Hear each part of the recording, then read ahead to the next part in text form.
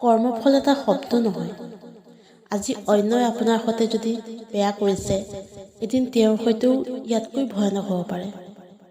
ভুল জীৱনৰ এখন পৃষ্ঠা, কিন্তু সম্পৰ্ক হৈছে জীৱনৰ কিতাপ।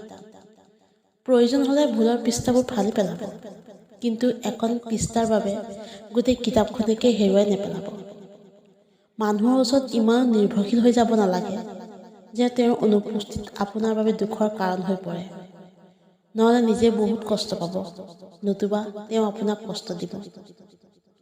প্ৰতিশ্ৰুতি হাজাৰ হওক, কিন্তু এটা সম্পৰ্কটো কিমান গভীৰ সেয়া জীৱনলৈ অহা জটিল পৰিস্থিতিতহে গম পোৱা যায়।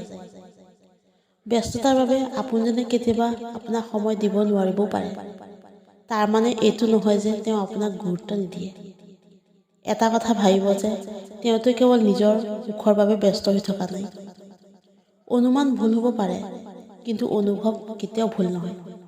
কাৰণ অনুমান আমাৰ মনৰ কল্পনা মাথোঁ, আৰু অনুভৱ হৈছে আমাৰ জীৱনৰ শিক্ষা। কেতিয়াও কোনো কাম এবাৰতে পাৰফেক্ট নহয়, কিন্তু চেষ্টা কৰি থাকিলে এদিন নহয় এদিন পাৰফেক্ট হ'বই।